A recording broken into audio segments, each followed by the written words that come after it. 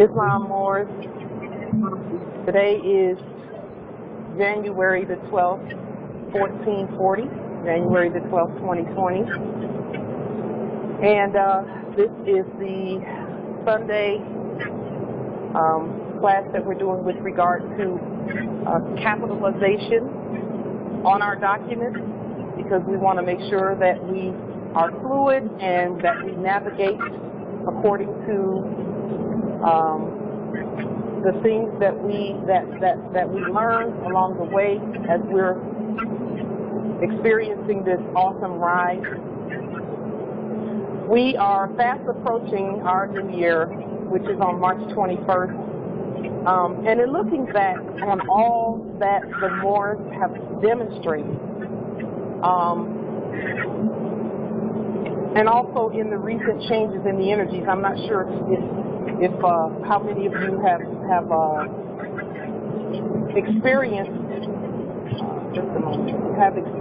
the energy change that has happened recently.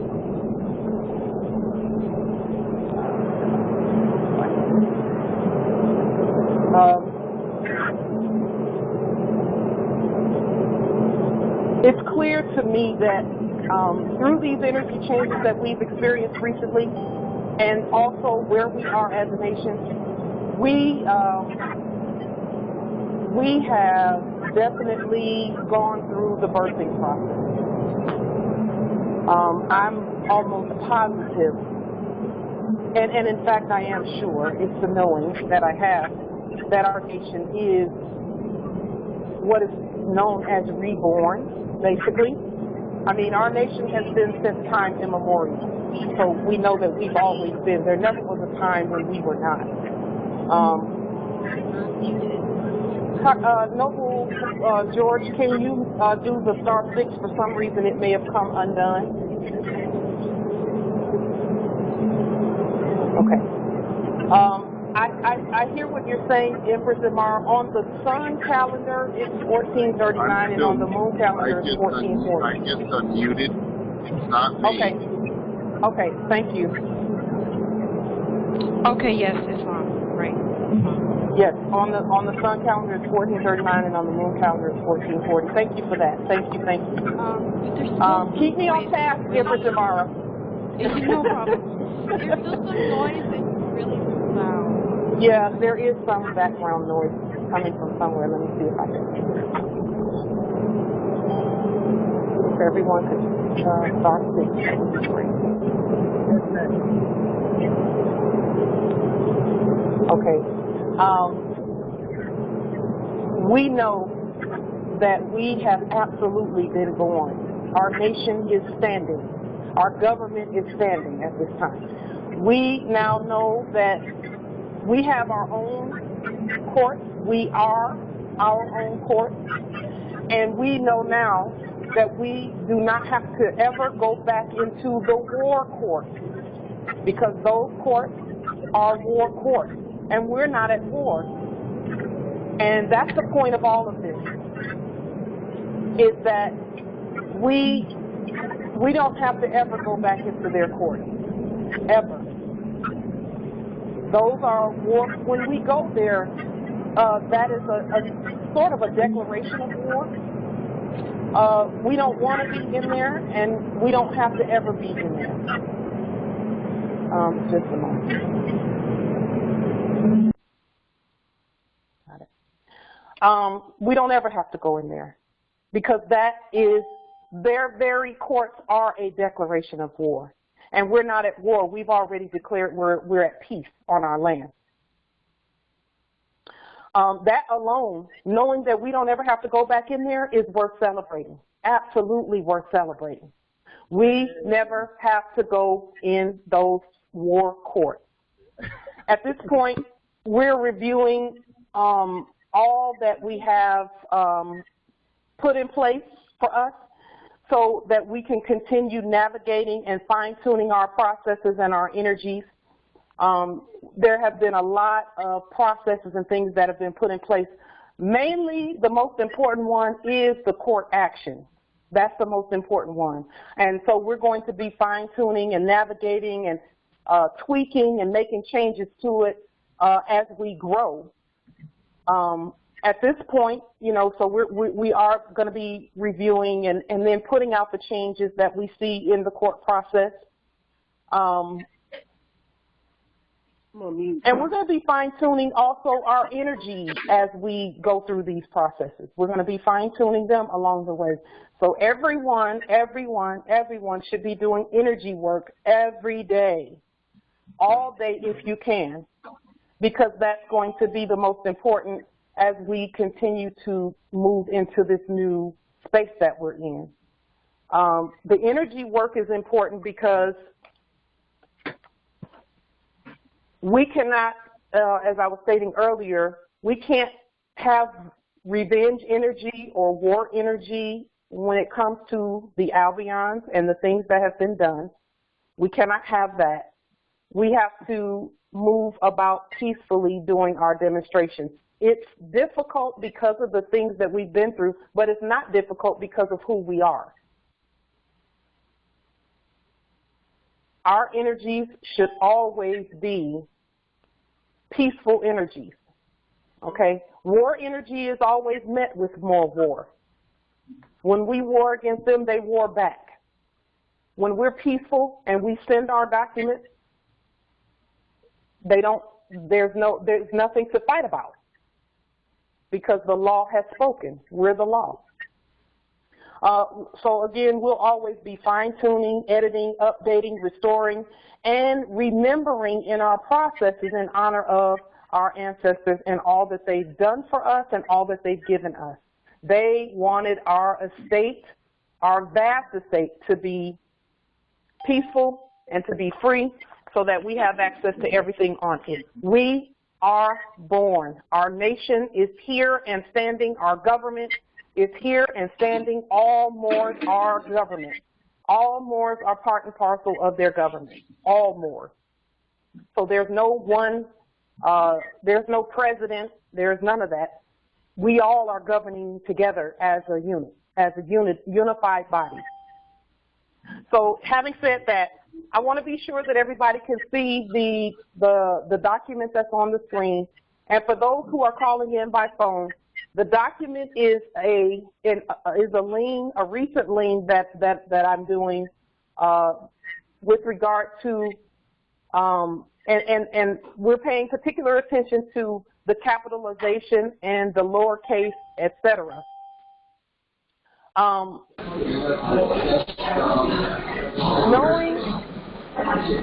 Okay, just a moment. No, bleach, shadow, doubt out.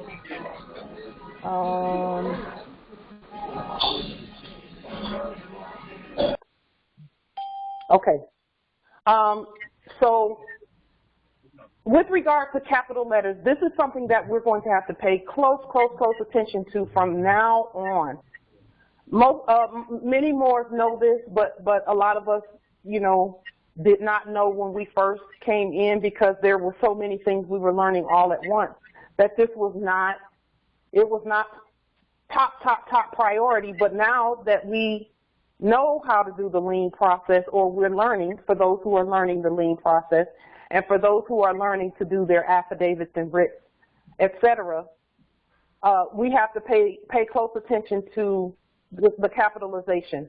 And the reason being is that by law, at law, when something is written in all capital letters, it is a corporation, and that's, it sounds like, you know, talking to people who already know that.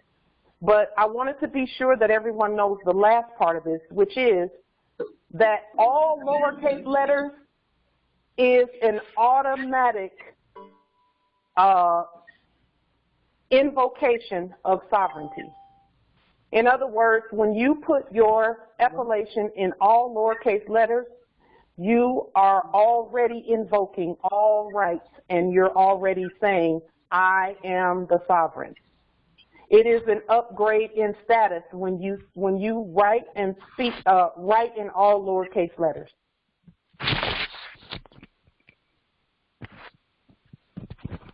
Okay?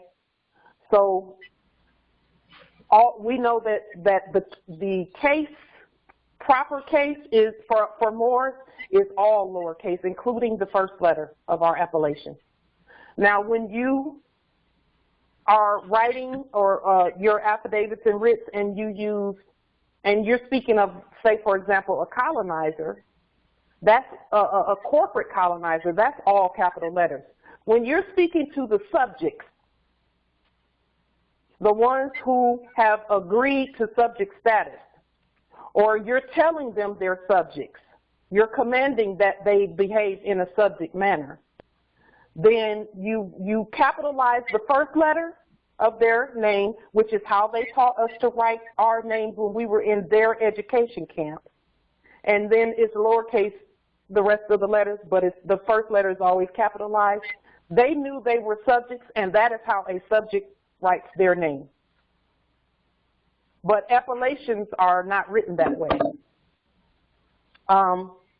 Yes, there's a question in the chat. Justice Janaya asked, do you have information on the format? Yes. Capitis Diminutio. That is the Latin term for, I believe it's the all uppercase, but I'll have to go back to my Facebook page to make sure. Because I posted that recently. It's probably 5 or 6 posts down on my Facebook page, like Tajiri Bay.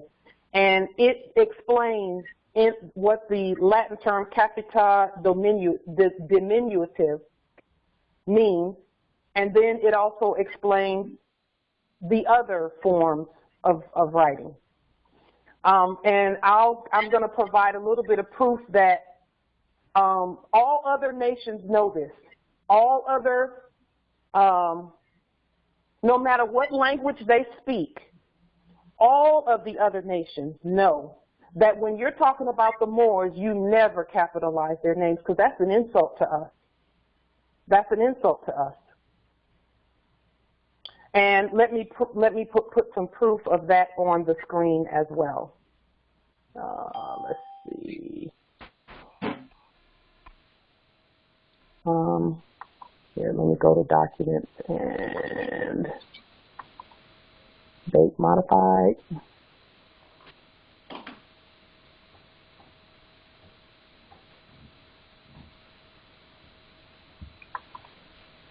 Let me just see. Y'all probably seeing all kinds of stuff on here. Let's see.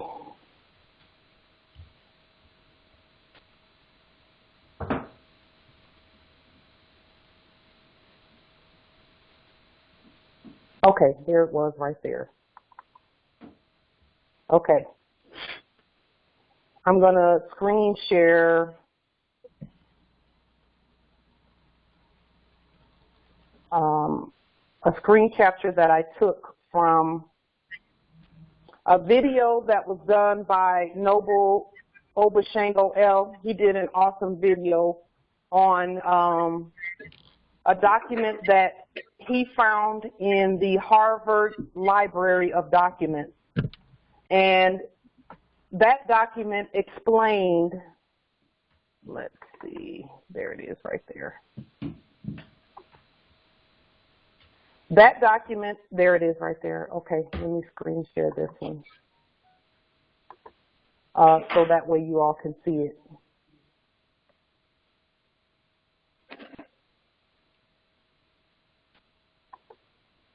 The document that I'm going to share with you.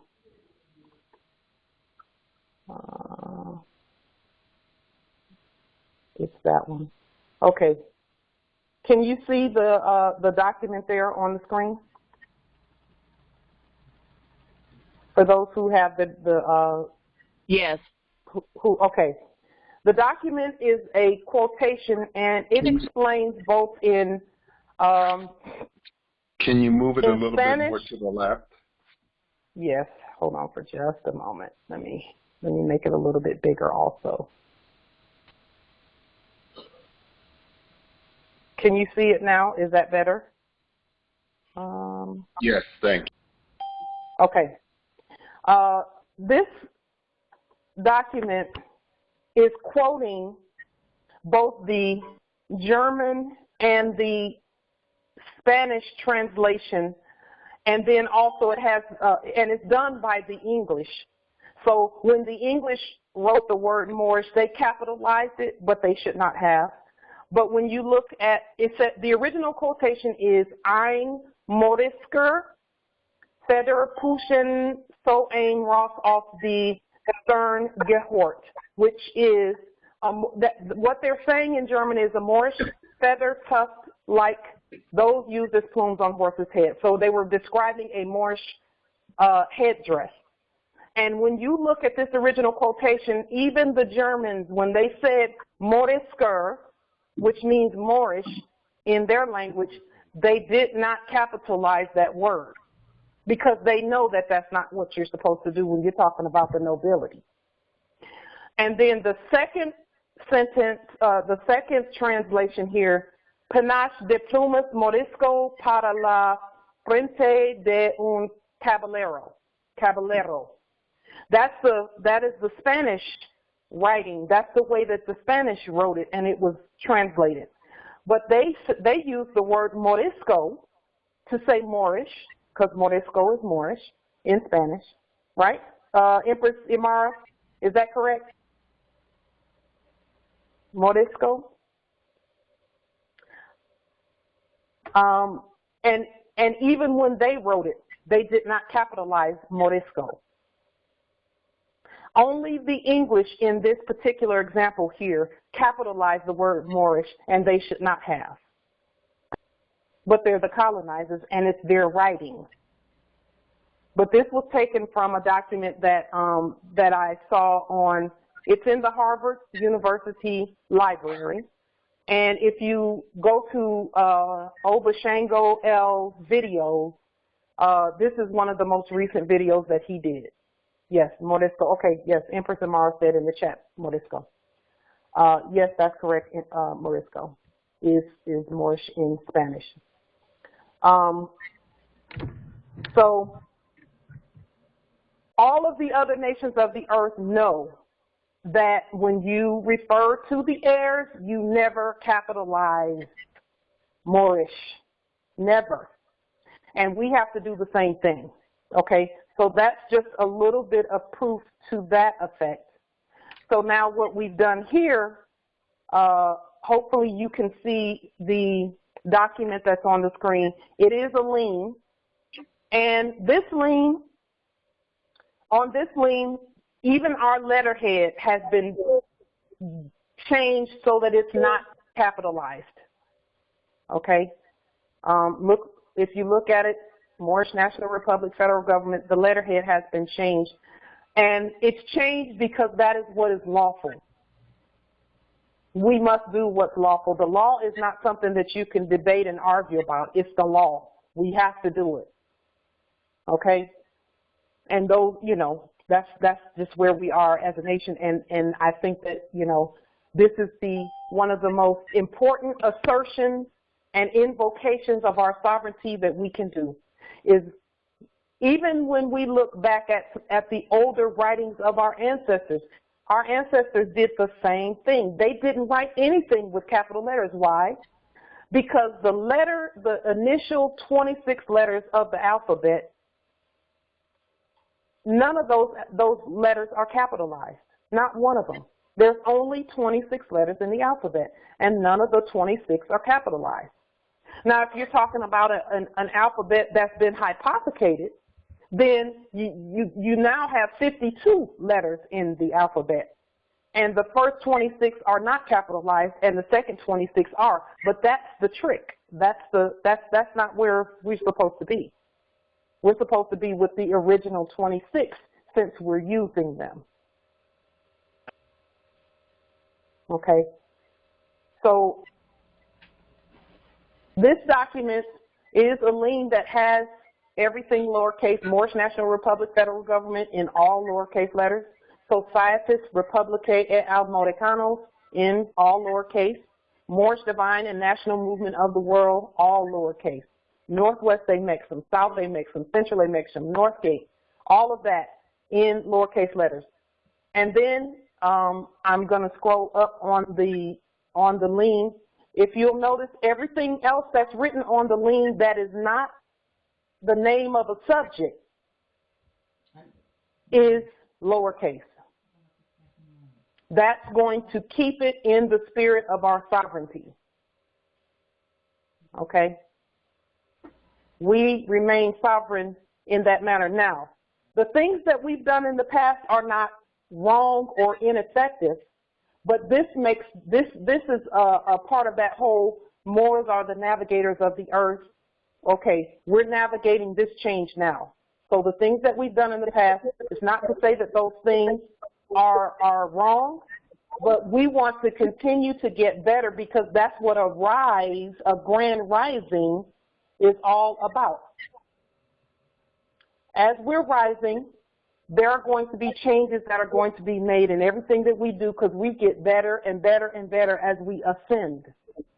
And that is actually the opposite of what we did when we were descending. We got worse and worse. We forgot these rules and laws and things like that. And we just thought, oh, it's no big deal. You know, it's not a big deal. And sure enough, we were enslaved that way. So now we're going to continue to navigate as we govern our estate and govern the resources of our estate. We're going to continue to make these changes. So if you're of the astrological sign that doesn't do well with changes, there'll be some inner work that we'll all have to do in order to navigate that part. I'm a Leo, so we go where the mission takes us. But there are some who, you know, some signs don't do that as easily. However, we're extraterrestrial, so we can do anything. We can pull from another sign and put that into our toolbox. Yeah. So, you know, we have that extraterrestrial. Hey, Pauline, can you show the people that the liens work and that Corey and Sharon are out of jail? I'm not going to show that today.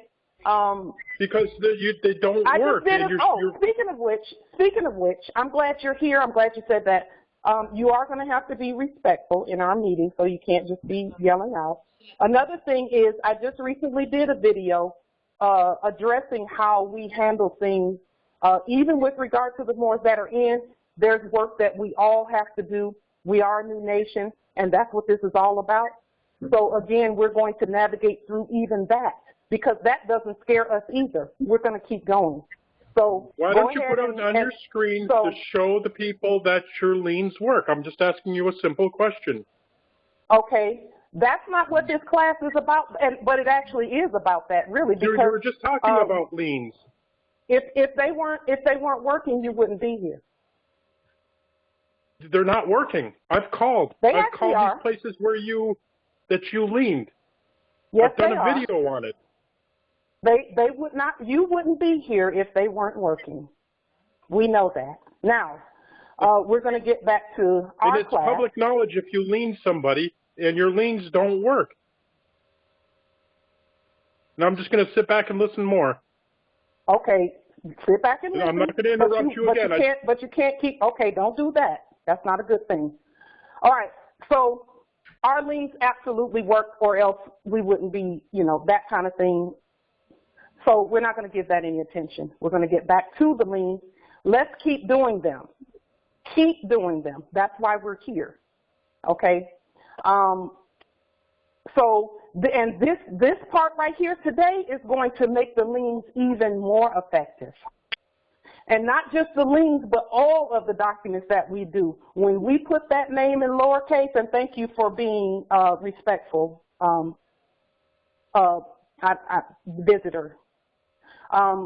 So what we're going to do is continue to make this, to hit the nail on the head with regard to our documents, okay?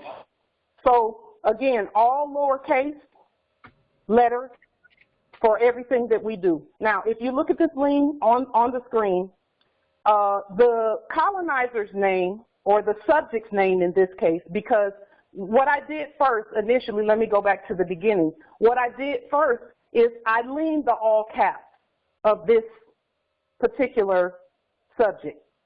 I leaned, this subject is Andy Huang and all heirs, assigns, principals, agents, and all derivatives thereof. So I leaned the all caps corporation first.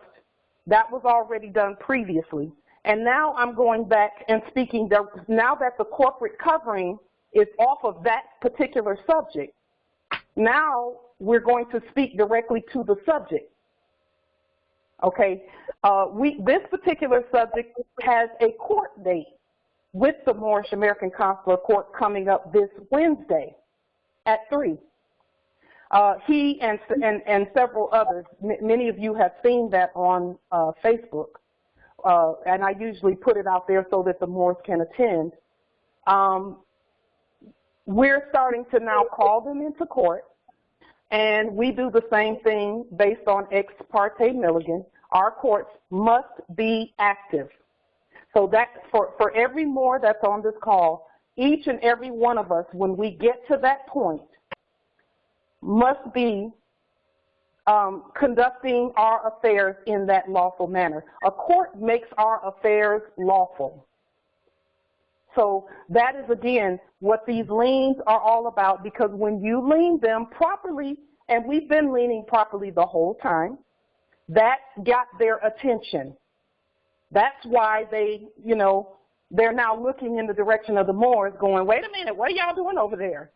Well, it got their attention, and now we're going to peacefully make sure that we continue to hone our skills and focus in on what's really important. What's really important is not what they're doing out there. It's us doing these documents lawfully and properly, and speaking with one voice when we do, which is what we've been doing. So now, the document, when you look at the document, if you see the name Andy Huang and all heirs, assigns, principals, agents, and all derivatives thereof, that is the policy enforcer, the chief of policy enforcers here in this particular, in my territory here. And so this particular person, since the corporate lien was done, now we're doing one on the citizen portion of him. And with this one, with the original lien, when we liened the all corporate, we put the address of the police, the policy enforcer station. Okay. And then for this lien, because I want to be you know, that we say all law is specific, all law really is specific. We have a lot of work to do. So with this lien, I'm going back and liening him as a citizen, as a subject. And in this lien, I put his home address on here, okay? A lot of that stuff I couldn't even find when I was looking for it before, so it wasn't time to do that part. But it came up really easily this time, so I knew that, okay, ancestors, it's time to do this part. Because information seems like it becomes, we find it much easier when when it's time for us to do that step. The ancestors take us step by step by step, because governing our vast estate takes a lot. It's a lot. It's a lot, and they didn't want to overwhelm us by giving us everything all at once. Okay, so again, his home mailing location is there, and then with regard to, I've been getting some changes coming in from our Tax and Revenue Office in District of Columbia Territory. They have moved they've made some changes in the way they do things in order to accommodate the Moors. And our liens and all of that go now directly. It's the same address, the same mailing location rather, or address. but our liens go to the office of the chief financial officer, which is the same person it has been, which is Jeffrey DeWitt and Muriel Bowser. They just changed their titles, or whatever the case may be. And so when we note them as subjects, we put their first letter in all caps because we liened the corporate first. We liened the all caps. And that is actually the status or the program. That's the process. Lien the all caps and then go back and if things are not done the way that you say for them to be done, then you go back and lien the citizen. Okay?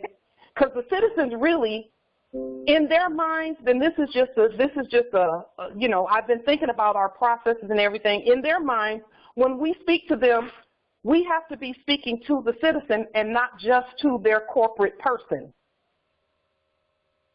We have to speak to the subject. And that's what we're doing, uncovering that corporate covering and then speaking directly to the subject. And the subjects are doing exactly what we tell them to do with regard to our liens and everything else. And that is why you're seeing the complete and total breakdown of the Federal Reserve System. The Federal Reserve has even told everyone they're breaking down. And it's because the Moors are leaning and leaning and leaning and leaning. So they've had to change their plans and go to what they call a repo market. In other words, the Moors are repossessing all their stuff. We can't liquidate it any further. So, you know, but we have to speak to them competently in order for them to stop doing what they're doing. Or else they'll keep going and going and going if we don't speak to them competently, and that's what this is all about.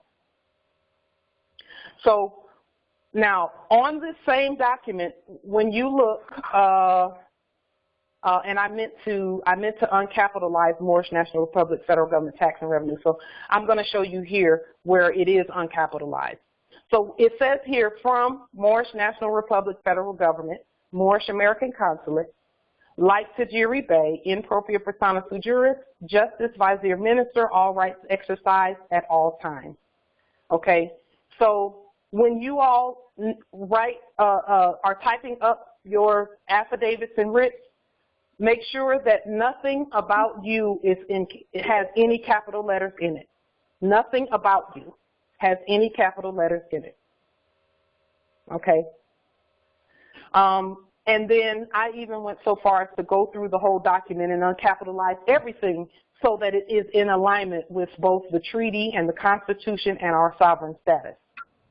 So even in their codes and statutes that they have here with regard to District of Columbia Territory, who is our subject, I uncapitalized all of that so that they know that this is the Moor speaking and that that sovereignty is in full effect here.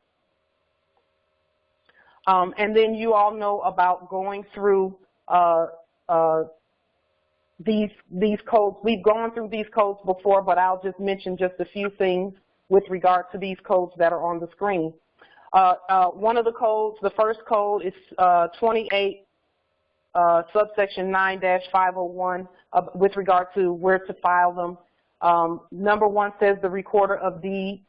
And if you'll notice where it says the recorder of deeds and the mayor, those two are capitalized. The first letter is capitalized and the other letters are lowercase. Okay? Because we're speaking to them. They're the subject. We're the sovereign. Okay? And then even where it says Universal Commercial Code 1 financing statement, that's us. The Uniform Commercial Code is the corporate citizen hypothecation of the Universal Commercial Codes. And so that's why we don't refer to Uniform Commercial Codes. We refer to Universal Commercial Codes. Those are the kinds that we do. And we do them as an affidavit. It is the law. Okay? We know that an unrebutted affidavit stands as law. Are there any questions so far about the liens and about the capitalization and how we should do it? It's shown here on the screen. And the questions piece is reserved for the Moors. So if there are any more, do you have any questions? Yes. Hi. Good day, peace and love, everyone. This is Islam. Chardo Delta L. Islam. Can you speak up just a little louder, Noble? Yes. Can you hear me? Yes, we can hear you. Can you hear me? Okay. Awesome. Yes. So I was just asking about the part where it asks for a trust name. Now, with our trust name, are we putting everything in lowercase levels as well? Lowercase letters? Yes. Okay. Yes. Okay. Awesome. And yes, thank you for that question. And in further expansion of the response to that question, yes, we put everything in lowercase, and also if you don't have a trust done for you specifically, the national trust of the Moorish National Republic federal government is everyone's trust. So all land, all natural resources and all that is already in there for us. And you can always use that trust name there. But you don't necessarily even have to put a trust there, because when we lien, we also include a copy of the treaty. And the treaty will point to the trust that it's referring to. If there's no trust listed, it's going to go into the national trust of the people, who are the Moorish National Republic federal government, because that's what we told them to do. Okay. Okay. Thank you. Islam. Many Moors have known that everything should be in all caps. I mean, in all lowercase. Many Moors have known that. All the other nations of the earth know it. So when they see our documents in all lowercase, they know that we got the message, that we're doing the same thing that we're supposed to be doing. Okay? We are a standing government, so we have to make sure that all of our documents and things look the same, and that we speak with one voice. And so far that we've hit that one all the way out of the park. So many people have been using the same documents that it's clear that we're awake, very clear that we're wide awake. Okay? Now, there have been some questions about, is there another question, Empress Marilyn? I think you unmuted. Is there a question, Empress?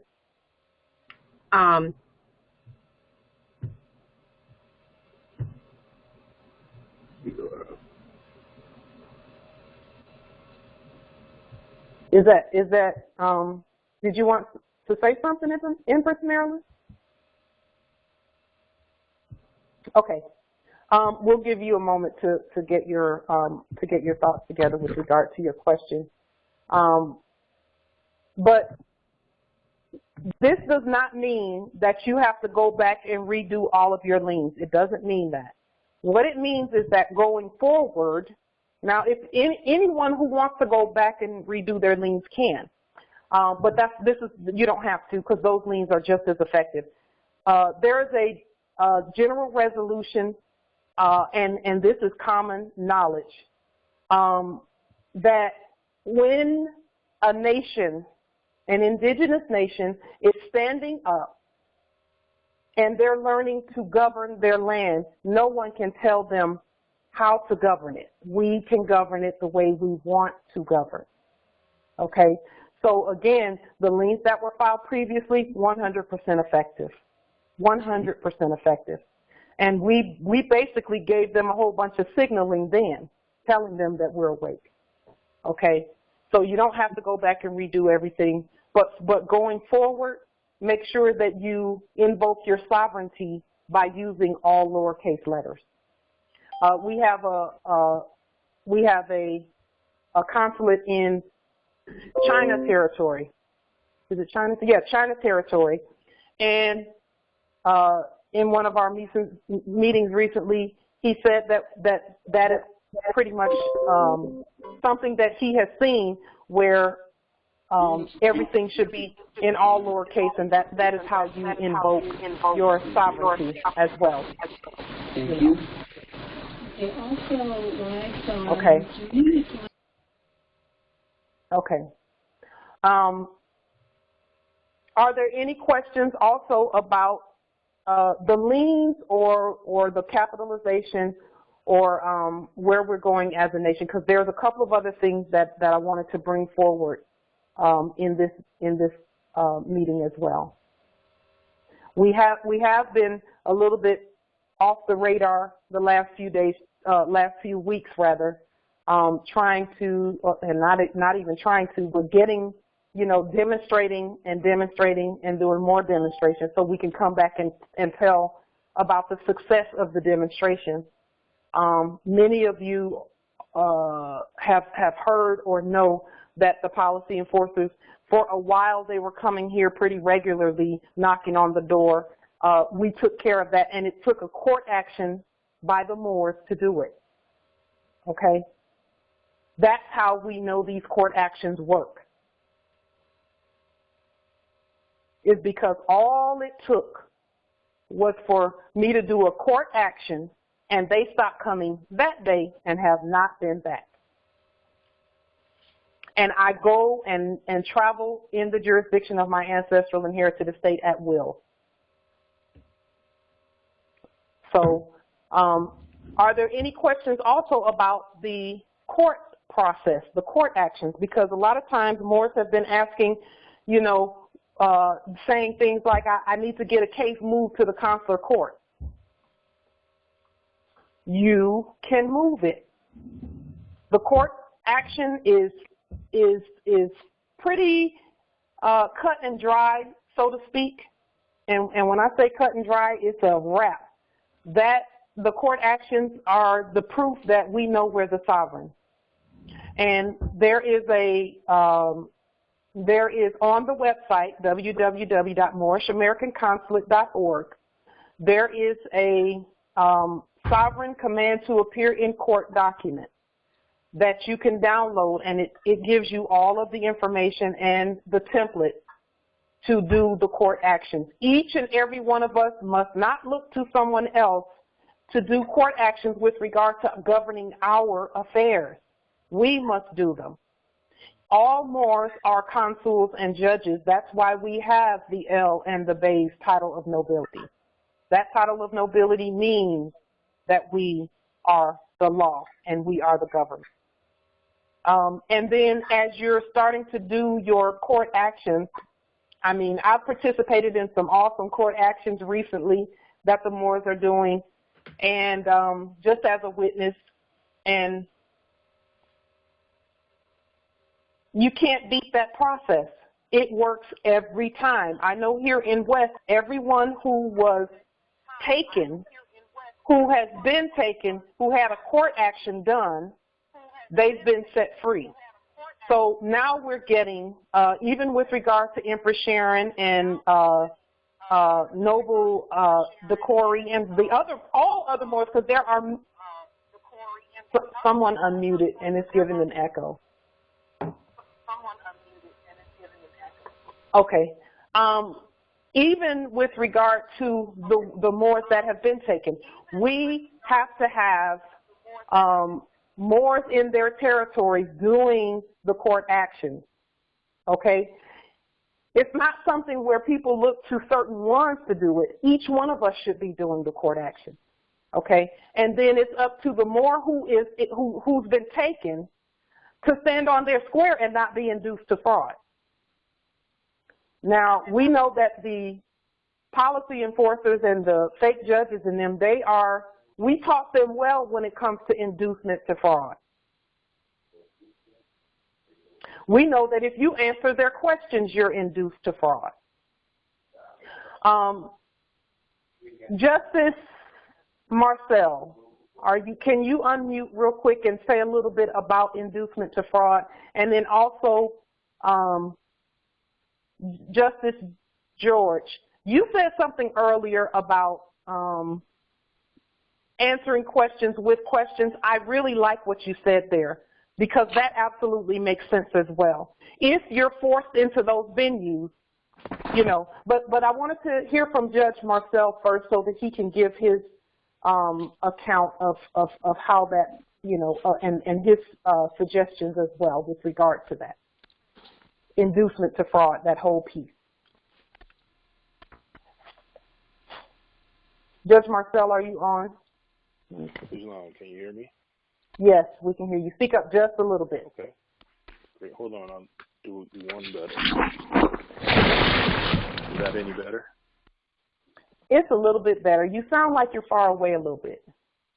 Really? That's better. Well, I'll try. That's better. Okay. That's better. Okay, good. So, let's see. Inducement to fraud. Basically, let me think. From the beginning, I have always invoked or made statements to the effect that that I was not in their jurisdiction. They would then act as if they didn't understand what I was saying, or they wanted some proof or something like that. And I would engage by explaining certain things or providing evidence that I was correct and stuff like that. What I came to find out was, and it's a maxim, that the sufficiency of the pleadings imparts jurisdiction. So, the other thing that I realized is that they actually did know. They knew all along that what I was saying was correct. But the inducement to fraud by them saying, oh, well, we don't understand that, which doesn't really mean they don't comprehend, by the way. That means that they don't want to stand under that jurisdiction. So if you think that they are not comprehending, that's a mistake. I found that out to be 100% true. So this time around, the personam jurisdiction statement and similar statements were all I said. And tried a lot of different things to induce me to fraud. Like, for instance, asking questions, saying outrageous things that they knew were not true, but were designed to get me to have an emotional response. Saying that they would do things that I knew they couldn't do. They said, for instance, well, we can hold you here for a year. It's like, what, really? They said a lot of things. They did a lot of things. But the whole point is really to try and get you to be emotionally responsive, and in doing so, take you off your personal jurisdiction square. To the extent that they couldn't, it came out later in subsequent court dates that they really hadn't done an arraignment. They claimed that they had completed an arraignment and they were getting ready for trial. They said they were going to appoint attorneys to get this thing moving forward. I knew they couldn't really do that, but they said, well, we're going to do it anyways. They said lots of things, but in the end, they came with a piece of paper, which I didn't take, and said they wanted to dismiss the case, but they wanted me to pay a $200 fine. And like I said, I didn't take the paper. I only looked at it when it was on the table, and I didn't acknowledge it in any way.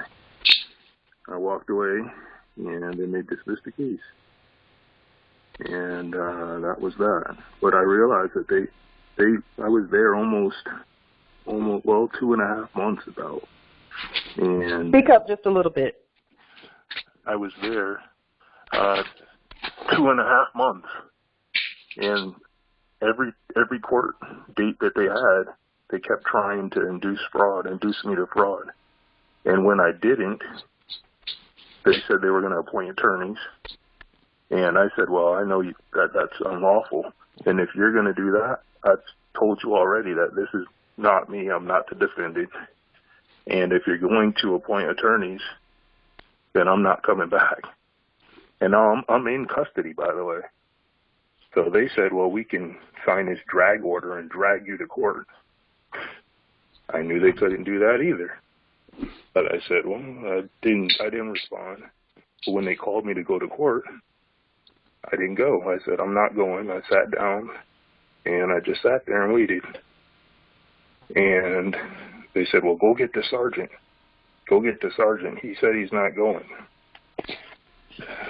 All the other people that were there were in shock. They thought, oh, he's going to get tased. This is going to happen. That's going to happen. Well, when the sergeant got there, he said, that, well, we don't actually drag people to court, and you actually have more rights than you realize. And, but what we will do, if you really don't want to go, we're going to move you from this area, which the pod was like ultra minimum or something like that. And we'll move you from there to the detox unit, where all the people are basically spazzing out because they're coming off of whatever drugs they were on. And we'll do that because you don't want to follow the rules. And I said, well, I guess I'll back up and I'll go to wherever that place is. Freedom Hill. And long story short, he said, well, or you could just go to court, say whatever you want, and come back here. And I thought about it for a while, and I said, well, fine, we'll just go. And I went, I said my stuff, and then I got up to walk out, which I had done a few times. I would just get up and walk out. And they'd say, well, you can't do that. It's already done. I just sit outside their little room. So anyways, I stood up to walk out, and they said, well, just a minute. Just give us 1 minute. And I listened to what they were saying, and the prosecutor made a motion to dismiss. And that was it. End of the case. I yield.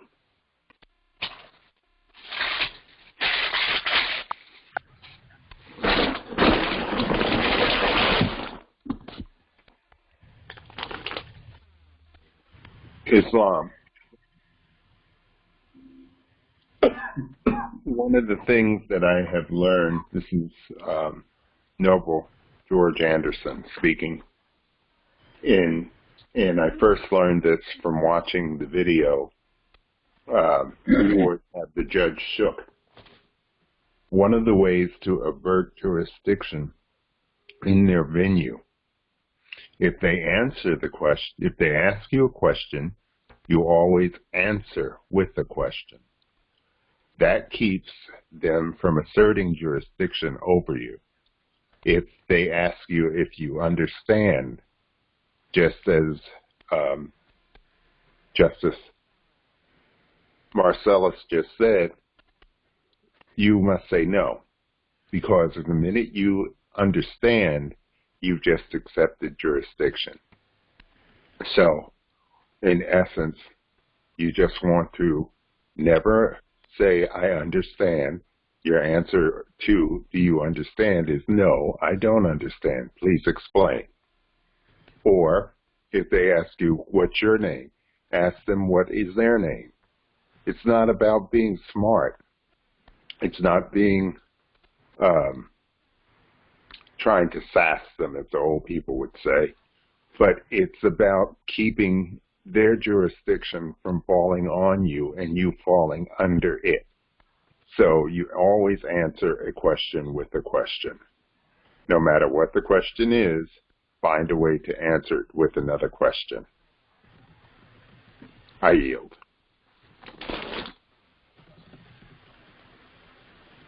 Islam. And if you don't know what to say, then there's always the personam jurisdiction statement that you're not saying it to them. You're just making a public statement. You're not talking to them, and they're not talking to you. Islam, someone else was going to speak. Go ahead, yeah. Empress. Noble Phoenix. There was an Empress, I believe, that was going to speak. Wasn't there? Okay, go ahead. Go ahead, Noble. Okay.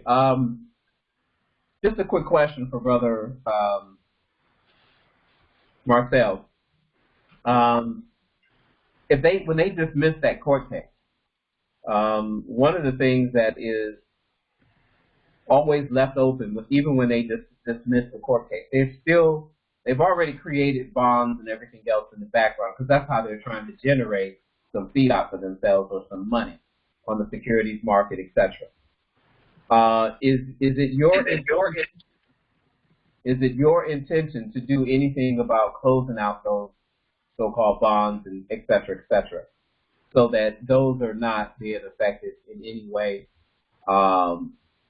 with your everyday activities, et cetera, or even extended, if you understand the question? Islam. So my whole overstanding about getting rid of corporate contracts and then not making any new contracts is that we leave that stuff to them. How I think I understood the question to be that the bonds would somehow interfere with me. How? Well, they don't go directly. They really are only tied directly to that corporate straw man. That's really what they're tied into.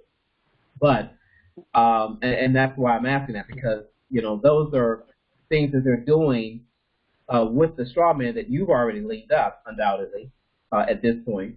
So I'm just curious to know what your thoughts are in that regard right now. That's good, Noble Phoenix. That's good. So the straw has been leaned, and the next step was to call them into court. I thought about Islam.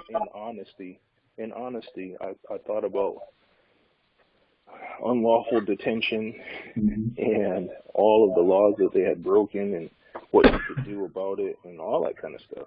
But in truth, what I came to was that they couldn't really give me anything that we didn't already own. Yep. And so what's the best use of my time and resources and energy and all of that? Not to go after them for something that is already ours. You know what I mean? Yeah. And the straw, we've leaned it, which would I understand that whole thing of, okay, if we've leaned it, then we have a superior claim to any claim that they would assert or allege. Correct. But I haven't done anything with that, and I didn't intend to, because I'm more focused on manifesting the fact that we actually are the owners of everything and getting that process underway, more so than getting them back. The truth is they can't do anything with that bond anyways. Whatever bonds they were trying to do, it won't work. You know what I mean? Yes, I do. Yes, I do. And because I've disclaimed it, it doesn't really impact or interfere with me in any way at all. That was the whole reason why they kept me there all that time. They kept trying to get joined and trying to make it work. And it just doesn't or didn't. I do want to ask a question to Sister Light in this regard. You mentioned earlier the fact that we, in our own territories, if somebody has been held up, we basically need to command that they show up in our court. We're going to remove it to our court. Okay. We don't have to remove it. We can just send them something saying it's time for you to come to court, and we can send it for the all caps on one day, and then if they continue to operate in that capacity, then we send it for the lowercase as well. Okay. Because remember I mentioned that the last set of documents that I sent them, they did turn around and send them back. Well, actually, they sent me copies back. They didn't send the original back, which I found was very interesting. That means somebody kept the original. Even though they didn't file into the court case, they had to have read it. Otherwise, they wouldn't have found the need to keep them and send me back black and white copies. So I'm just curious to know, how to proceed with that in terms of bringing them into our court venue and having them dismiss that court case and release our fellow heir. Islam. So that's a great question. The next steps that we are seeing here in terms of what's been working is a lien on the lowercase. That's why this piece is up as well. and then speaking to them in lowercase, and also calling them into court, both first lien their uppercase and then call the uppercase into court, and then lien the lowercase and call the lowercase into court. Yes. Now, is it clear why we do those? I missed the first 20 minutes, so I was going to wait until after, we get the recording to go back and review that, so I can get caught up on that part, because I did hear. But to me, I think the answer really is Capitis Diminutio and minutia, whatever you call it. You know what I'm saying? The maximum and minimum. And if really we're just applying those two principles, those two Latin terms across the board, and that makes all the sense in the world. That's all I really need. Yes, that's it. Yes. All law is specific. We speak because the status that they're operating in now is corporate all cap status. And once we remove that all cap status by leaning it and calling it into court and saying, okay, if that status is operating, the provost marshal will pick that status up. Then we move to the lowercase.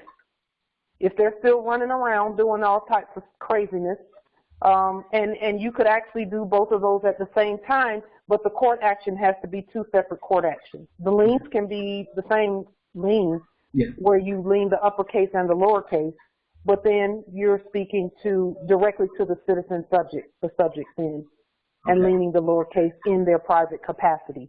You know, people say that they have they have a public capacity and a private capacity. That's where that comes in at. We first spoke to the public capacity. Now we're speaking to the private capacity and saying, okay, you're not going to do any of that. You won't even have a home since you're continuing to act corporate when we told you you're a subject. Yes. All law is specific. Excellent. Thank you. Yes. Yes. And also for the Moors who are using public and private, that's not a good idea. To use, like you say, you have a public trust and then you have a private trust. Both of those are lienable. You don't want to do that. You want to have a sovereign trust, because both of those are lienable, and both of those can be called into court. And we're supposed to not be able to be called into court in that manner, in a public and private capacity. Moors, that's a bridge that we'll cross once we get our land back in its proper place, where we start dealing with one another on that level. And hopefully we won't have to, because everybody be doing right. But we know. In that regard, let me just mention this. One of the strategies I came up with, and I just want to share this and get some feedback on it. Because I had multiple business entities already out there, I don't want to dissolve those businesses, but I do want to remove the corporate veil. Therefore, when I did my cancellation of all contracts, termination of all of them, they were all included in there, and the corporate veil was removed, and I nationalized all of my entities. Would you say that that was a fair and reasonable strategy to remove the corporate veil by nationalizing them into my local trust, rather? Okay. Absolutely. So, and I did do that. That's on the public record, by the way, on Calameo. Absolutely.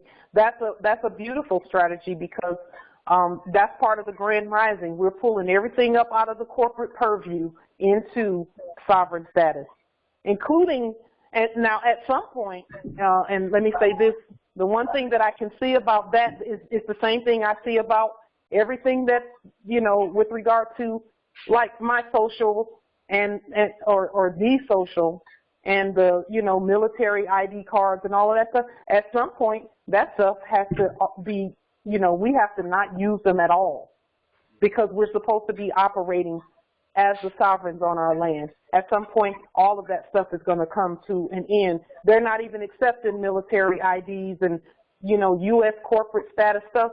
Half the places on the land don't accept them because they know the Moors are awake. Not to mention, if you go outside of the United States and you're trying to open a bank account outside of the United States, they are now giving those people, and I posted the video clip from Kaiser report on that. They're giving those bankers and bank executives and bank employees outside of America. If any of us go there and try to open a bank account using U.S. documents like a driver's license and all that stuff, those people can go to jail for 30 years because they're not supposed to accept corporate IDs, no U.S. passport, no driver's license, none of that stuff. They're preparing for national IDs from the Moors because we've said everyone out there, we told them to cut off those corporate contracts, we have to too. One thing I also found out this week in looking at the news is that things like PayPal and things like that, PayPal has started focusing its attention on the citizens. And they have now started cutting citizens' PayPal accounts off. They find a reason and then they cut it off. Same thing is going on with the bank accounts. But those who have, the citizens who've been dealing with child support issues and things like that, you already know that they can cut everything off, driver's license and all that. Well, they're moving to cut all of that off permanently for all citizens at some point. It's a slow roll to do it. Right now they're using issues like that to cut that stuff off. But when we told them to cut off the fiat, we meant that, and they know it. And so they have to do it. So right now they're doing it in a slow, it's almost like a boa constrictor. They're slowly squeezing that whole fiat piece out right here on this land. It's not over there across the water. It's right here. And so that's what this is about. We're preparing to stand when all of that stuff is done. And know that it will be done like soon, very shortly. I would say less than 2 years. Less than 2 years. And if you ask me, less than 1 year, because it's already happening. And so we have to be able to stand, and we have to have a system that will stand when that system is completely done. And it's done. It's just a matter of them getting to everybody. So they're giving the Moors an opportunity, and it's not they're not giving us an opportunity. We're taking it. We're standing. Our nation is born. Our government is operating. We just have to keep moving in that direction, and we will. Nothing will stop us. So if you're doing things with fiat, with regard to all of that, be preparing to do the demonstrations to not have to do that. Okay, and it'll be a transition for us. But the ancestors would never get us out here and not take great care of us. They have plans for us that we are all enacting, that we haven't left that up to someone out there in the ethers. We're doing the work so that we make sure that the heirs have all that heirs are supposed to have. That's what all of this is about. That's what the $666 trillion document is about. That's what all of this is about. So, and we have to, keep going. Islam. Empress Light. I just wanted to know if you've heard of the reparations that's going on, as far as everything that's happening with Iran and Venezuela, and the reparations that are going on specifically for indigenous peoples and also Afro descendants. Have you heard of that? I couldn't hear the last part of the question. Okay. Have you heard of the reparations? Excuse me. That's going on for indigenous peoples specifically and Afro descendants, and this is reparations due to what's going on in Iran and Venezuela. And so basically it's basically something that we'd have to vote in for come March 23rd. I just received this information not too long ago, and I just wanted to see if you've heard about it. I did hear about it, and it is the biggest inducement to fraud scheme I've ever heard of. The biggest inducement to fraud scheme that I've ever heard of. The people there are being induced to fraud, and here's how. Okay. In order for you to vote, you have to prove citizenship. And anyone that's signed up to vote is saying, I'm a citizen. Well, when you're a citizen, do you really think they're going to give you any money without taxing it away from you again? Wow. Right. Right. And when that tax man gets on you, it's going to be hard to get him off. And then he's going to start throwing people in jail. And that's before you see a dime of it. All they're going to do is send you a piece of paper that says, oh, yeah, congratulations, you just received $15 million. Now where is ours at? We want ours. And you have to pay that before you get the reparations. So now they just vetted you for something you don't even have. And you prove that you're a citizen because you signed up for it. May I interject? Islam. Okay. Islam. Let me just make a comment in that regard, brother. I saw those things, and I had several people approach and ask me about that. My response consistently was, as an heir to the estate, a real indigenous person who knows who I really am, knowing that I'm not a citizen, knowing that I'm not African American, nor a descendant of an African American, because that's a fiction. Okay, so it doesn't exist. So that's just a big, gigantic Ponzi scheme. And it's a political scheme. There's no merit and no substance, no substantive backing whatsoever. And then the second part that I keep bringing out is, why would I settle for a few pennies when I can have the entire mountain? Okay? My vast estate is worth more than $600 billion. Okay? We can't hear you, Noble Phoenix. Can you speak up just a little bit? I'm speaking very loud. It's the other brother's mic that's speaking slow. People can hear all his. Okay. There we go. All right. So what I was saying was, we are not descendants of African Americans, number one, because that's a fiction. It doesn't exist. So, that's not even appropriate. And then secondly, as an heir, my vast estate per individual man and woman, per individual heir, is worth far more than what they're talking about reparations for that whole country down there, for those people. Oh, Thank you. Yeah. So why would I settle for peanuts when I can have the whole doggone mountain?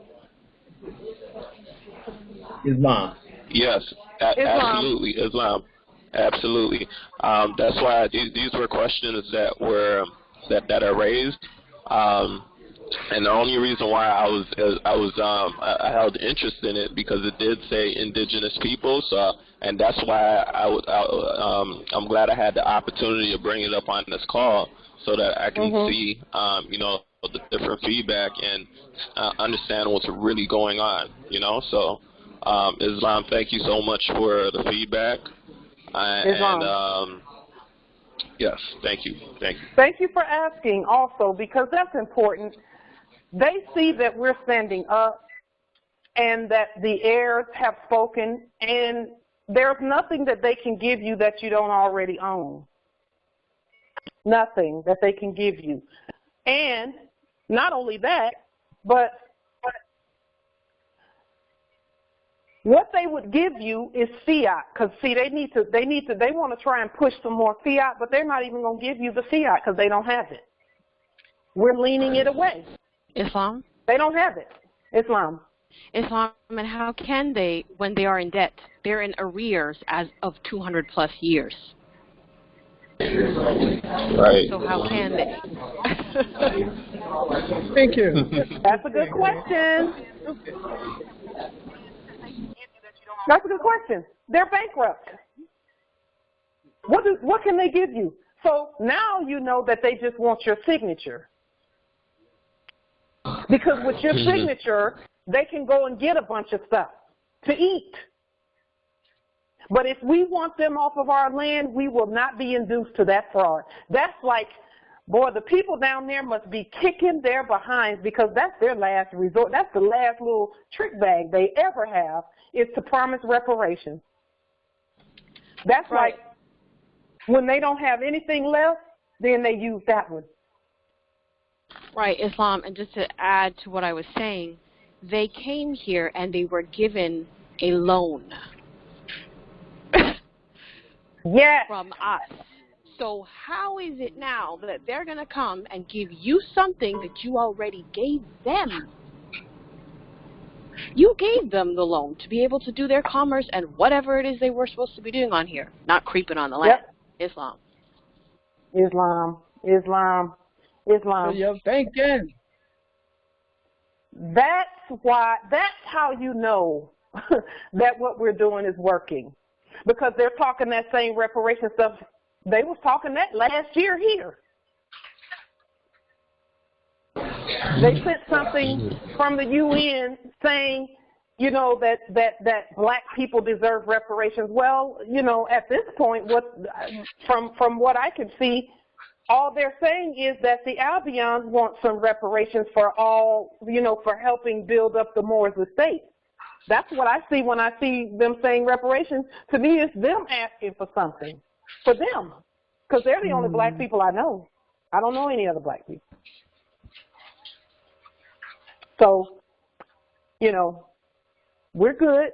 We don't need their reparations because the only thing that they could ever even think about giving is fiat, and we done booted that. We're getting rid of that. That's what these liens and the court actions are all about. Now, with regard to the court actions also, Morris, know that the more of us that do the court actions, the sooner it will be that we will be able to say, you took a conveyance, bring it back. You took a domicile, bring it back. And they didn't take it anywhere, but you know what I'm saying. Whoever is in it, they have to go. That's what this is all about. But we have to get this wheel turning, or continue it turning, because it's already turning. This thing is locomotive. It's at high speed at this point. So all we have to do is continue to perfect what we're doing, and we'll be able to get back even more. And it's in the prophecies that we get it back anyway, so basically all we're doing is walking out the prophecy. The prophecy says that everything that we lose in this standing up of our nation, we'll get it back. It'll be returned to us 100-fold. That's the prophecy says that. One prophecy said 10-fold, and the other prophecy said 100-fold. Those prophecies are in the Septuagint. They're also in the Biblioteliotext. They're also in the Maccabees. So we don't, you know, yes, we're losing some things right now. We're losing some things as we learn to invoke personam jurisdiction and as we learn to protect our domiciles and things with our documents. But think about this. Now that we're getting to the point where we know that things like court actions and things like that will get them out of here, it'll make them stop coming. I posted photos of them out there in the travelway, near the conveyances out there. And they have not been back here since that day that the court action went on the public record. And I told my consort, I said I'm going to send them some paperwork to make them not come here anymore. And they haven't, not at all. And I'm not afraid to go out of my domicile, not at all. I go out quite regularly, actually. And no policy enforcers come in here.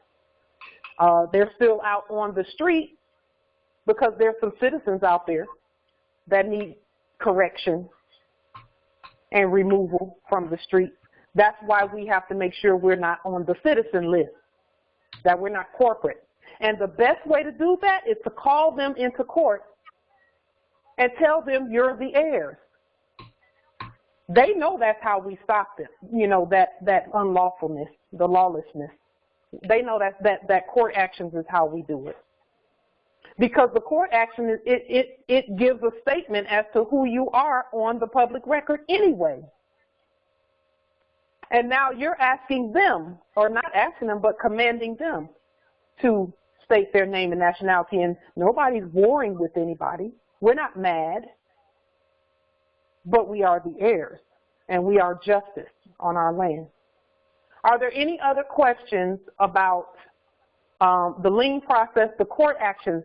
If you have any questions about the court actions, let me know, because, and that's at any time, because we have to continue doing that part, and you all will continue to see my court actions go out there as well, so that we can make sure that our land is doing, you know, that we're getting the land back in alignment with the treaty and the Constitution. Are there any other questions? In the chat, the question is, what time is your court? My court, I'll be holding court on this coming Wednesday. It'll be 6 p.m. Eastern Standard Time, which is 3 p.m. Pacific Standard Time. It's on the same call-in number. And it's going to be for the banks, because we know that the banks are the issue. The banks are the issue. We have the gold flowing on our land, but in order for the gold and silver to get to us, we have to get the banks doing their job. And that is what just a moment. Okay. That is what Wednesday is all about, is making sure that we provide the remedy, because we're telling them that gold and silver is the lawful money here, but we also have to provide the remedy for them to get that to us. We're the answer to every issue that we have. We know that already. The recording for this will be sent out, and let's see. Also, Justice Joniah will be having a court action at 1 p.m. Is that on Wednesday as well, Judge Joniah? Yes, she said yes. Okay, and Judge Joniah will have one. And is it going to be on this line, Judge Joniah, or your line? Okay, it'll be on her line, Islam. Do you want to put your information in the chat, Judge Joniah, so that those who want to attend your court can attend? Moors, you're encouraged to attend the courts of other Moors so that we can support one another and so that we can see how it's done. It only takes, a court action takes less than 10 minutes. The thing that takes the most time is always going to be putting the paperwork together. Islam. Judge Joniah will send her court information by email. Okay, and if anyone wants to be a part of, wants to witness her court action, put your email address in the chat.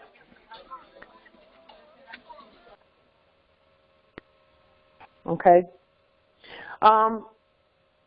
Are there any other questions? And we can conclude the call here if there are no more questions with regard to the lien process and the other. May I interject? This is Canal. Yes. Yes, I noticed on Sunday that you called in, I think, a CEO for Navy Federal Credit Union, if I'm correct. For which one? Navy Federal Credit Union. That is correct. Okay. Now, what's the fact that we don't have on that institution, if any? What's the what? Any effect doing it? You know, activities, transactions, you know, the ordinary depositors of that particular credit union. The reason why I asked, because I'm one of them. So you're not one of them, but you're using that as a resource on your land. Correct. I am too. I figured all so. of the banking, they are a resource. All of the banks are resources for all of us. And that's the point we're making to them, is that what effect will it have? We're calling them in to have them, the presidents and CEOs, those doing business as, and that's in all capital letters, and it's also in lowercase letters, because we've already spoken to the all caps. We're telling them that that everything that they're doing, everything that they've built, came from our estate, and we're commanding them to get back in alignment, and they're going to have to stop issuing fiat and start issuing gold and silver just like we told them to. And again, they know that we are putting that whole process in place. So everyone will be given an opportunity to do that. Once that happens, you'll just see the fiat change. It'll change from fiat to gold-backed lawful coinage. That'll be the only difference that happens. And that's going to happen, and it'll be, you know, the Moors will have a specific leg up, so to speak, on that piece right there, because we're the ones making it happen. So that's all. That's the change. And hopefully it will be a seamless change. Excuse me. It will be a seamless change. Okay. Where you know, where it's barely noticeable, but you will notice that the money looks different. And you will know that it's gold backed. And with that, the documents that the Moors have put out there will take priority. That's how the change is going to pretty much take place. It will, we're hoping that it's going to be uneventful, that it'll just be, okay, yesterday you were getting fiat, today you're getting gold-backed lawful coinage. And then the Moors are going to continue to put the laws out there that need to be put out there. So we had to lay the groundwork, though, for the gold-back, for the changes. And now we're calling the banks in, telling them the changes have been made. You all need to make sure that you're getting in alignment with those changes, or else people are going to be getting picked up by the provost marshal. So basically, we're just saying follow the law. That's the only reason we're calling them in. It's commanding them, letting them know that the law is here. We are the law and we are the government, and that they have to do what we say. It's a peace move. It's to keep the peace on the land. Because if that fiat piece continues, then that boa constrictor that's cutting off people's PayPals and cutting off people's bank accounts and cutting off people's ability to travel freely, that stuff will continue. And we're not going to have that. We're not having it. We're not having it. And so, because that's war activity. And so we're putting an end to the war activity by peacefully reinstituting or activating law here on land, and we know we're the law. Empress Fatima put in the chat that Empress Sharon said Islam to the family. So Islam Moors from Empress Sharon, and we send her our love and peace and blessings as well. Islam. Glad to hear from her. Yes, I will interject too. Who's is talking to Sharon on a day-to-day basis, per se? You want to speak with Empress Fatima. She's in the territory, and she's handling all that Sharon was doing as well. I want to donate, some funds to her, to help Sharon out. So I need her email address so I can do that. Empress Fatima, do you want to put your email address in the chat for that? So that anyone wanting to donate fiat to Empress Sharon can do so.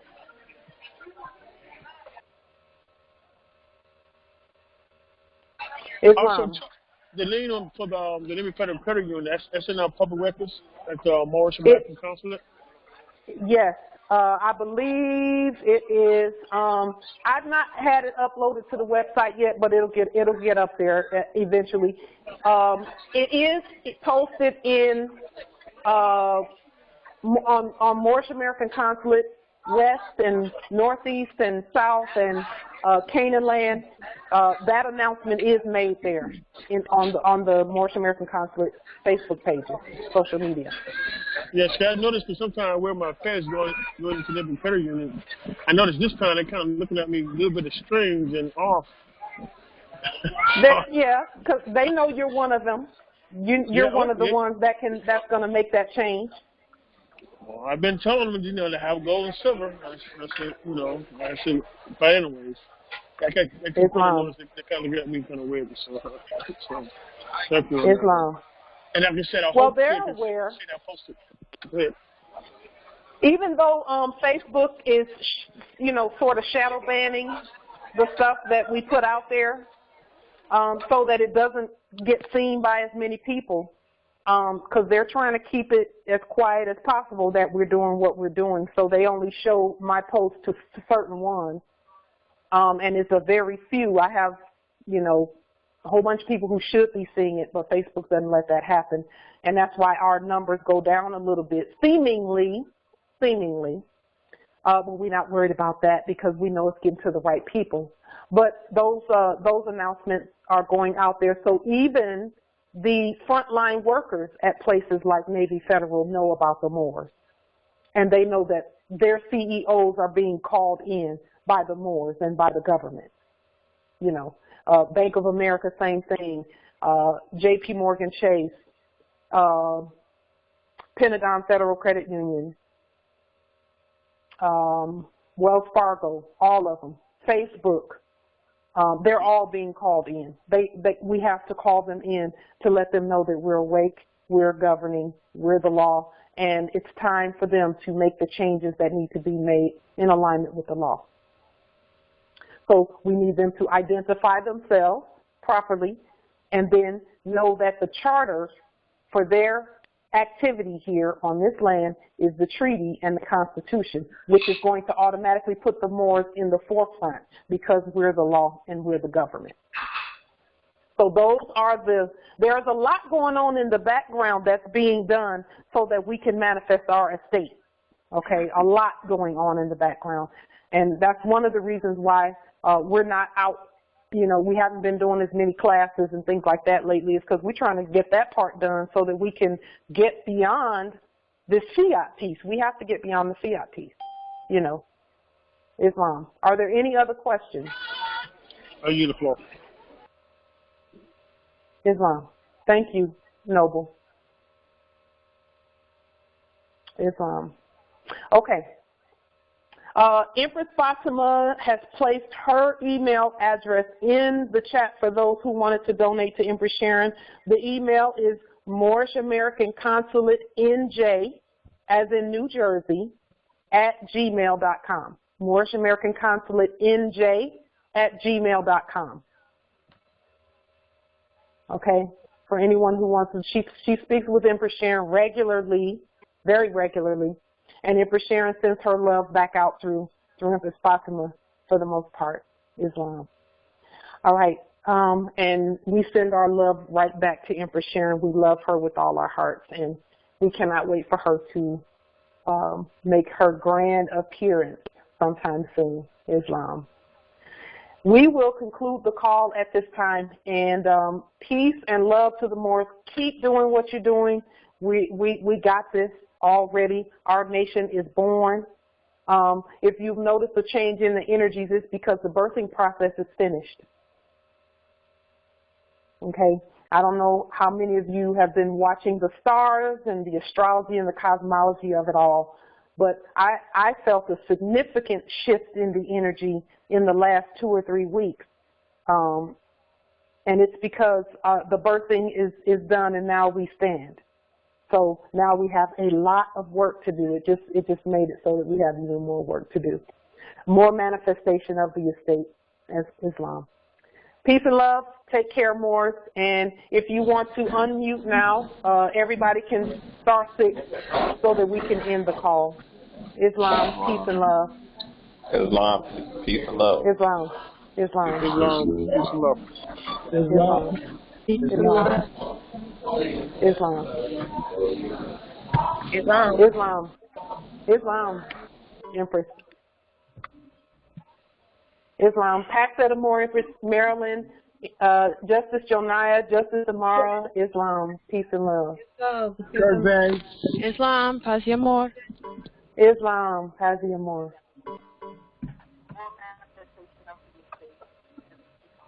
Islam, take care, more. And if you want to unmute now, everybody can start. Islam.